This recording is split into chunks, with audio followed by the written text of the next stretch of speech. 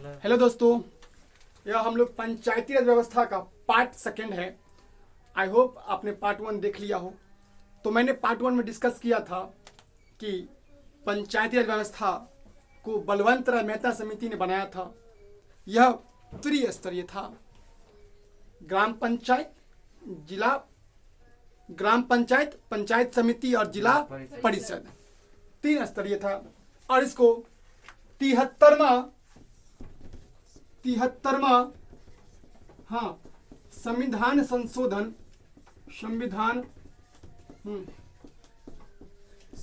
के तहत, बात मत कीजिए, 73वां संविधान संशोधन के तहत बनाया गया।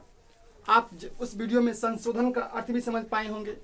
संशोधन का मतलब होता है, मैं फिर से बता देता हूँ एक बार, क्योंकि ये बहुत महत्वपूर्ण टॉपिक है, यह बहुत ही महत्वपूर्ण शब्द है पॉलिटिकल साइंस में। तो बच्चों, संशोधन का मतलब होता है अमेंडमेंट, बदलाव।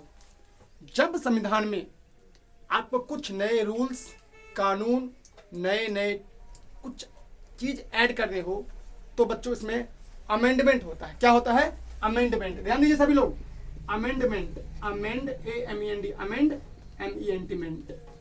तो अमेंडमेंट, संशोधन, 73वां संविधान संशोधन के तहत पंचायती राज व्यवस्था को शुरू किया गया। दोस्तों, इस बात को तो प्लीज आप याद रखना ही रखना है। यह मैंने यह भी बताया था कि यह राजस्थान के नागौर जिला से स्टार्टिंग हुआ था। 2 अक्टूबर 1959 को शुरू हुआ था। यह बात भी मैंने बताया था कि यह राजस्थान एक बड़ा राज्य, इतना बड़ा है, क्षेत्रफल की दृष्टि से सबसे बड़ा राज्य, क्षेत्रफल की दृष्टि से सबसे बड़ा राज्य, एरिया वाइज सबसे बड़ा राज्य है। राजस्थान के नागौर जिला से पंचायती व्यवस्था शुरू हुई, ये भी मैंने बताया था। इससे पहले मैंने ये भी बताया था, ये 3 स्तर का होता है, ग्राम पंचायत, पंचायत समिति और जिला परिषद। ठीक है। अब बच्चों, इसके आगे हम इस वीडियो में डिस्कस करेंगे, क्योंकि पहले का समझना आपको जरूरी था। ध्यान दीजिए। तो जब कोई चीज ऐड होता है ना, तो सिर्फ संविधान संशोधन में ही नहीं, उसके भाग में भी, वो कोई भाग में भी आते हैं दोस्तों। तो प्रश्न उठता है कि सर, ये संविधान में कुल उस समय 22 भाग थे और अभी 25 भाग हैं। तो प्रश्न उठता है कि सर, ये किस भाग में ऐड किया गया? तो ये भाग 9, संविधान के भाग 9 में बच्चों, भाग 9 में इसको ऐड किया गया। प्लीज इस बात को ध्यान रखना, संविधान के भाग 9वां भाग में बच्चों इसको ऐड किया गया। ठीक। फिर देखिए बच्चों, संविधान में कुल 12 शेड्यूल्स हैं। 12 शेड्यूल्स का मतलब होता है अनुसूची। तो 12 अनुसूची है। तो क्या आप बता पाएंगे या किस अनुसूची में आया था? 11। यस, बिल्कुल, you are right mister Kundan ने बिल्कुल सही कहा। यह भाग, सॉरी, अनुसूची बच्चों, अनुसूची 11 XI मतलब 11। तो कंफ्यूज नहीं करना आपको, प्लीज इस बात को याद रखना। पंचायती राज व्यवस्था संविधान के 73वां संविधान संशोधन के तहत यह आया था। प्लीज इस बात को स्टोर कर लीजिए। दूसरी बात, इसे बलवंत राय मेहता समिति ने बनाया था। तीसरी बात, यह त्रिस्तरीय था। ग्राम पंचायत, सेकंड क्या था? ग्राम पंचायत, पंचायत समिति, जिला परिषद। ग्राम पंचायत, पंचायत समिति, ग्राम पंचायत, पंचायत समिति, जिला परिषद। 3 स्तरीय थे, 3 स्तर थे उनके। ठीक है। आप देखिए, मैंने ये भी बताया बच्चों आपको कि 73वां संविधान संशोधन के तहत, संशोधन मतलब जब संविधान में आप कोई तब्दीली करते हैं, बदलाव करते हैं, कोई नियम को जोड़ते हैं, कोई नियम को हटाते हैं, तो उसमें संविधान संशोधन करना पड़ रहेगा। अच्छा, मान लीजिए मोदी सरकार वर्तमान में है, 2021 में मई महीना में 7 मई को मैं वीडियो शूट कर रहा हूँ, तो कल को कोई दूसरा प्रधानमंत्री बने वो अलग बात है, ध्यान दीजिए, क्योंकि भगवान ने गीता में कहा है change is the law of nature, बदलाव प्रकृति का नियम है। और जो जिस पद पर है आज नहीं तो कल उस पद से उसको हटना पड़ेगा। मोदी जी आज इस पद पे हैं, हो सकता है कल को 10 साल बाद कोई दूसरा बन जाए, तीसरा बन जाए। तो change is the law of nature, परिवर्तन ही संसार का नियम है। और परिवर्तन हर एक इंसान में, हर एक चीज में क्षण प्रति क्षण, एवरी मोमेंट चेंज हो रहा है आप लोगों में। आप खुद को चेंज देखिए कितना चेंज हो रहा होगा, और नए नए ज्ञान जब ले रहे होंगे तो चेंज ही हो रहा है आपको। ठीक है, ध्यान दीजिए। तो 73वां संविधान संशोधन के तहत राजस्थान के नागौर जिला से शुरू हुआ। संविधान के भाग 9 में अनुसूची 11 में बच्चों है यह, और इसमें कुल बच्चों 29 मुद्दे हैं। आप बोलेंगे सर मुद्दा क्या, तरह नहीं, मुद्दा नहीं समझते। देखिए बच्चों बताते हैं, इसमें 29 इश्यूज है, 29 मुद्दा है। मैं बताता हूं मुद्दा क्या होता है, डोंट वरी। देखिए बच्चों, मुद्दा मतलब किन किन चीजों पे काम करेगा, किन किन चीजों पे। जैसे आप बात करें, आपका जो स्कूल है प्राइमरी स्कूल, वो कहीं ना कहीं पंचायती राज के जिम्मे आता है। कोई टीचर अगर बनना चाहता है, अप्लाई करता है, तो पंचायती व्यवस्था के तहत बनता है। ठीक है, कोई चीज अगर आपको वोटर आईडी बनाना हो तो मास्टर जो बीएलओ होता है वो पहुंचाता है घर पर कि इसमें नाम जोड़ाना है। आप देखते होंगे मास्टर सब बवाते रहते हैं, मतलब जाते रहते हैं डोर टू डोर, आपको आधार कार्ड पे करवाना है, आधार कार्ड कहते, सॉरी आधार कार्ड नहीं है, वोटर आईडी में नाम जोड़ाना हो। या आप जानते होंगे दोस्तों कि आपको अगर कोई राशन लेना है तो पंचायत व्यवस्था के अंतर्गत आता है। तो कुल ऐसे करके 29 मुद्दों को इसमें समाहित किया गया है। ये भी ध्यान रखना आपको, कुल इसमें 29 मुद्दे हैं। कितने मुद्दे हैं? 29 इश्यूज। मुद्दा मतलब जिस चीजों पे ये काम करेगा, मुद्दा मतलब जिस चीजों पे ये काम करेगा। ठीक है, तो आपको ध्यान रखना, ये क्या संविधान संशोधन, 73वां संविधान संशोधन कहां से? राजस्थान के नागौर जिला से। कब शुरू हुआ? 2 अक्टूबर 1969। 2 अक्टूबर 2 अक्टूबर 1969 को। बच्चों 2 अक्टूबर एक स्पेशल दिन है। इस दिन हमारे बापू, राष्ट्रपिता, हम सबके बापू, हमारे ही नहीं, हम मेरे ही नहीं, सबके सबके बापू, फादर ऑफ द नेशन, राष्ट्रपिता, सबके राष्ट्रपिता, अहिंसा के पुजारी मोहनदास करमचंद गांधी का जन्म था बच्चों। 2 अक्टूबर को हम लोग इनका अहिंसा दिवस के रूप में मनाते हैं। अहिंसा दिवस के रूप में 2 अक्टूबर को हम लोग मनाते हैं बापू का जन्मदिन। ठीक है, ठीक है, क्लियर। तो आपको समझ में आ गया होगा।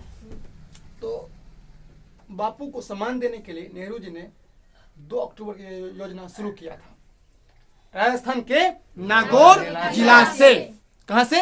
राजस्थान के नागौर जिला से। कब शुरू किया? 2 अक्टूबर 1969 को। क्लियर है बच्चों? समझ आया आपको? क्लियर।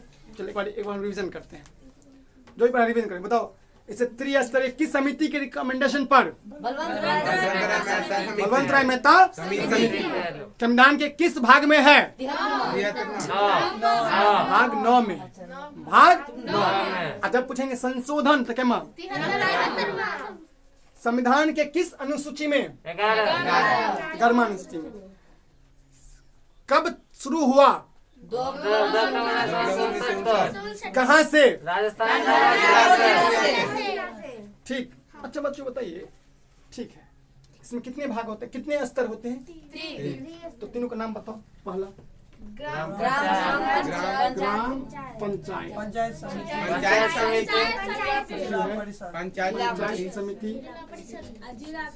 पंचायत समिति, हाँ, जिला परिषद, थर्ड है जिला परिषद। ठीक है, चलो बच्चों आपको ध्यान रखना है, ग्राम पंचायत हो, पंचायत समिति हो या हो जिला परिषद, फर्स्ट, सेकेंड, थर्ड। सभी का कार्यकाल 5 वर्षों के लिए होता है। सभी का कार्यकाल 5 वर्ष के लिए। बच्चों समझिए, आपको कुछ मैं फैक्ट बताता हूं। भारत के प्रधानमंत्री 5 साल, मुख्यमंत्री 5 साल, पीएम 5 ईयर, सीएम 5 ईयर, ठीक है। डीएम जो होते डिस्ट्रिक्ट मजिस्ट्रेट वो 60 साल तक, 60 साल तक डीएम डिस्ट्रिक्ट मजिस्ट्रेट वो नौकरी करके आते हैं, क्योंकि सारी परीक्षा पास करके आते हैं, तो उसको 5 साल नहीं, वो 60 साल तक होते हैं। 60 सालों तक रिटायर करेंगे, ठीक है। जैसे शिक्षक कोई बनता है तो 60 सालों तक बनता है, कोई डॉक्टर बनता है सरकारी डॉक्टर तो 60 सालों के लिए। तो 60 साल के बाद लोगों को ये माना जाता है कि ये इंसान में थोड़ी आंखों का प्रॉब्लम होगा, थोड़ा दिमाग जल्दी भूल जाता है, इसलिए इसको रिटायर कर दिया जाता है। लेकिन बच्चों ध्यान रखना है, सुप्रीम कोर्ट के जज 65 साल तक होते हैं। सुप्रीम कोर्ट के जज 65 साल तक, ठीक है, हल्ला नहीं। और हाई कोर्ट के जज 62 साल तक, 62 ईयर्स। और हाई कोर्ट के जज 62 साल तक होते हैं, सुप्रीम कोर्ट जज 65 साल तक होते हैं, ठीक है। क्योंकि सुप्रीम कोर्ट जज की कमी है हमारे भारत में, पता है आपको। जजेस हमारे अंदर में जो न्यायाधीश होते हैं, न्यायमूर्ति जो होते हैं, जस्टिस, वो कमी है, तो इसलिए जज का कार्यकाल बढ़ा दिया गया है 65 वर्षों तक, ठीक है। हाई सुप्रीम कोर्ट के 65, हाई कोर्ट के 62, ठीक है, ध्यान दीजिए। अब समझिए बच्चों, राष्ट्रपति बनने के लिए और राज्यपाल बनने के लिए आपकी कम से कम उम्र 35 वर्ष होनी चाहिए। अगर 35 वर्ष नहीं है, सब फैक्ट लिख लेना। राष्ट्रपति बनने के लिए क्या बनेगा बच्चों?